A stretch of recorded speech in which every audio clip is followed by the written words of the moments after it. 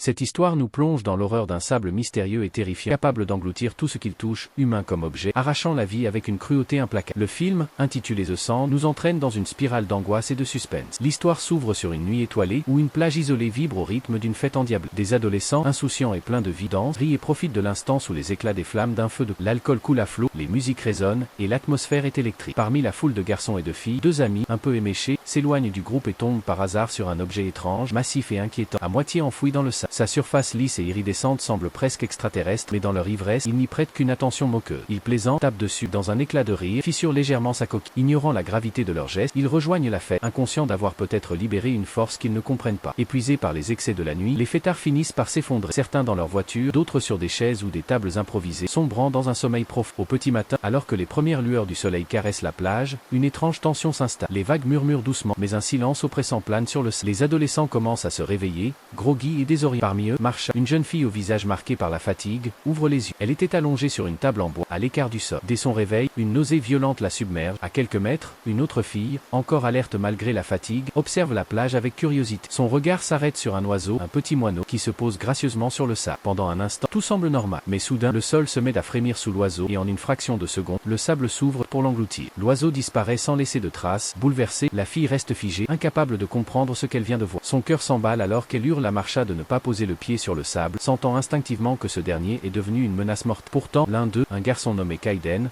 ne supporte plus de voir Marsha souffrir. Retranché dans l'habitacle d'une voiture, il sent la panique céder la place à un élan de courage. Ignorant les avertissements frénétiques de ses amis qui hurlent pour le retenir, il ouvre la portière et pose un pied sur le sable. Instantanément, le sol se dérobe sous. Il chute lourdement, face contre terre, et un cri d'agonie déchire sa gorge alors que le sable s'agrippe à sa peau comme une entité vivante. Chaque tentative pour se libérer ne fait qu'aggraver son calvaire. Le sable ronge sa chair, provoquant des blessures sanglantes qui le font hurler de douleur. Ses amis, impuissants, tentent de démarrer la voiture pour le tirer hors de ce piège mortel, mais le moteur refuse obstinément de répondre. Dans un ultime espoir, un autre garçon lance une corde à Kaiden, mais ses forces l'abandonnent. Ses doigts tremblants effleurant la corde sans parvenir à s'en saisir. En quelques secondes effroyables, le sable l'engloutit entièrement, ne laissant derrière lui qu'un silence oppressant et le regard horrifié de ses compagnons. La terreur s'installe durablement dans le groupe, chacun réalisant que la plage, qui semblait hier un lieu de fête, est devenue un piège mortel. Jonah prend place au volant de la voiture la plus proche, renforçant leur sentiment d'impuissance face à une menace qui semble défier toute logique. À quelques mètres, un homme corpulent, coincé dans un vieux tonneau rouillé abandonné sur la plage, commence à s'agiter. Son visage rouge trahit l'inconfort et la douleur causée par sa position inconfortable. Ses amis, encore sous le choc de la perte de Kaiden, lui ordonnent de rester immobile, expliquant que le moindre contact avec le sable pourrait le condamner. Incrédule, l'homme, nommé Biggs, éclate d'un rire nerveux, convaincu qu'il s'agit d'une mauvaise blague. Il n'a rien vu, ayant sombré dans un sommeil profond pendant la nuit,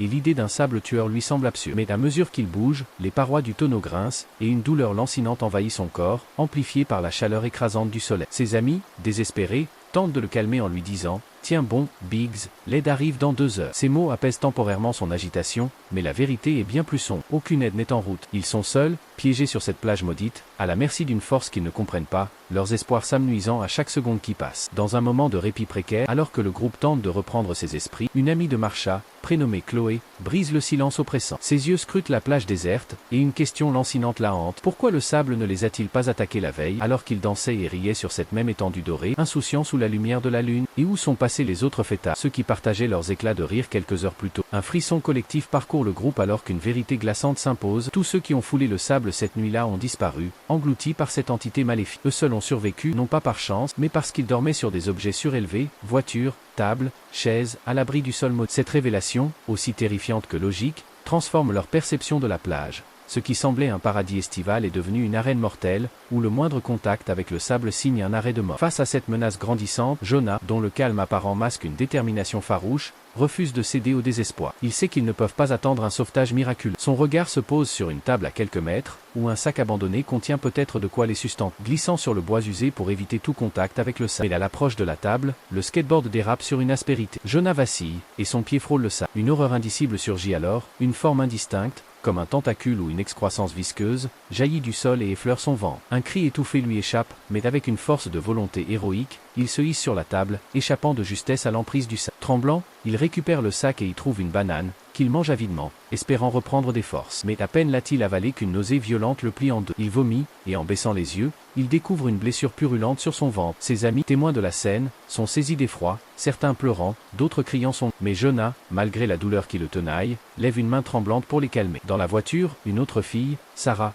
tentent de reprendre le contrôle de la situation. Son regard se pose sur le coffre arrière, où leurs téléphones sont probablement rangés. Aidée par Chloé, qui lui passe un morceau de bois pour maintenir son équilibre sur le capot de la voiture, Tara avance prudemment vers le coffre. Après plusieurs tentatives, le coffre s'ouvre enfin, révélant un sac contenant leurs précieux téléphones. Mais à cet instant précis, un bruit de moteur brise le silence oppressant. Une Jeep s'approche, conduite par un superviseur de la plage, un homme d'âge mûr à l'air bourru. Distraite par son arrivée, Tara perd sa concentration, et le coffre se referme brutalement sur ses dos. Un cri aigu déchire l'air alors qu'elle tente de se libérer, la douleur la faisant vaciller dangereusement près du sable. Les autres crient son nom, l'implorant de tenir bon, mais le superviseur, agacé par le chaos, descend de sa Jeep avec un grognement. « Qu'est-ce que vous fichez ici ?» lance-t-il, prenant leurs cris pour les divagations d'une bande d'adolescents sous l'emprise de substances. Désespérés, ils tentent de lui expliquer l'horreur de leur situation, décrivant le sable maudit qui a englouti leurs amis. Mais l'homme balaie leurs avertissements d'un revers de main, posant avec assurance un pied sur le sable. À leur grande stupéfaction, rien ne se passe.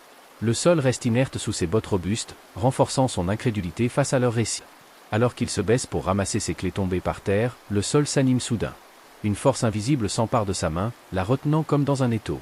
Paniqué, il sort un spray au poivre de sa poche et l'asperge frénétiquement sur le sable, espérant repousser cette menace invisible. Mais le sable se transforme en une entité cauchemar s'enroulant autour de son bras. Avec une violence effroyable, ils arrachent la moitié de son membre dans un craquement sinistre, son hurlement se mêlant au flot de sang qui éclabousse le sol. Sous les yeux horrifiés du groupe, le sable l'engloutit entièrement, ne laissant qu'un silence macabre. Le groupe, encore sous le choc, commence à comprendre pourquoi le superviseur n'a pas été immédiatement attaqué. Ses bottes épaisses, renforcées de semelles rigides, l'ont protégé temporairement. Un garçon, Ryan, propose d'utiliser des serviettes ou des tissus pour envelopper leurs pieds, créant une barrière contre le sable. Ses amis lui lancent une serviette depuis une voiture. Mais alors qu'il s'étire pour l'attraper, son pied glisse du capot. Il tombe lourdement sur le sable, et avant qu'il ne puisse se relever, des tentacules noirs surgissent, s'enroulant autour de son corps comme des serpents affamés. Il perce sa peau, drainant son sang à une vitesse terrifiante. Ses cris s'éteignent alors qu'il est aspiré dans les profondeurs du sable, disparaissant. À quelques mètres, une fille, Esha, submergée par l'horreur, plaque ses mains sur ses oreilles pour bloquer le monde extérieur. Chloé, l'amie fidèle de Jonah, refusant de céder, elle utilise des grilles métalliques abandonnées sur la plage pour construire un chemin sécurisé vers la voiture. Elle rassemble les grilles, les disposant avec pour former une passerelle. Une fois à l'intérieur de la voiture, elle se tourne vers Esha, toujours secouée par la culpabilité. Chloé la gifle, avant de se reprendre consciente que blâmer Esha est injuste. Ravalant leur douleur, elles unissent leurs forces pour libérer Tara, dont les doigts, toujours coincés dans le coffre. Après des efforts, elles parviennent à ouvrir le coffre. Pendant ce temps, à quelques mètres, Biggs, l'homme corpulent coincé dans le tonneau, endure un calvaire insoutenable. La chaleur écrasante et l'étroitesse du tonneau ont transformé son refuge en une prison torturante. Son corps, couvert de sueur et de brûlures, commence à saigner. Chaque goutte de sang qui tombe sur le sable déclenche une réaction terrifiante. Chloé et Esha reprennent leur travail sur les grilles, prolongeant le chemin jusqu'à la table où Jonah, affaibli, lutte pour rester conscient. Tara, malgré ses doigts ensanglantés, insiste pour que Chloé aille aider Jonah en premier. Tara, affaiblie par la douleur, perd l'équilibre en traversant le chemin. Une goutte de sang s'échappe de sa main blessée, tombant sur le sable, le sol s'anime. Des tentacules jaillissent, s'enroulant autour de ses jambes. Elle hurle, luttant désespérément, mais le sable l'aspire en un instant, ne laissant derrière elle qu'un cri étouffé et un vide glaçant. Au même moment, les tentacules, attirés par le sang de Biggs, percent le fond fragile du tonneau. Un craquement sinistre retentit alors que les appendices maléfiques s'enroulent autour de lui, le tirant vers le bas. Ses hurlements s'éteignent alors que le sable l'engloutit, réduisant le tonneau à une coquille vide. Esha, déterminée à ne pas abandonner, enroule une serviette autour de ses pieds pour se protéger du sable et s'élance vers la Jeep du superviseur, garée à quelques mètres. Chaque pas est une épreuve, son cœur battant alors qu'elle traverse la plage maudite. Elle atteint la Jeep, grimpant sur le capot. Mais la créature, désormais monstrueuse après avoir dévoré tant de victimes, semble sentir sa présence. Le sol tremble violemment, et la Jeep vacille sous l'assaut de tentacules massifs qui émergent du sable. Déséquilibrée, Esha heurte sa tête contre le pare-brise et s'effondre, inconsciente, tandis que la créature resserre son emprise sur la plage.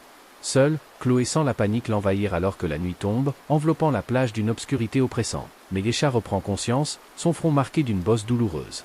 Refusant de se rendre, elle repère un matelas pneumatique abandonné et l'utilise pour transporter Jonah, toujours vivant mais d'à peine conscient, vers la Jeep. Chaque mouvement est une lutte contre la douleur et la peur, mais elles parviennent à s'approcher du véhicule. Alors qu'elle tente d'ouvrir la portière, un tentacule luminescent, émettant une lueur bleuâtre surnaturelle, jaillit du sable et claque la porte avec une force brutale, les piégeant à l'extérieur. Dans un sursaut de lucidité, Chloé remarque un bidon d'essence à l'arrière de la Jeep. La créature, Comme attirée par l'objet, s'en empare avec un tentacule, mais Chloé repère un second bidon, à moitié caché sous un siège.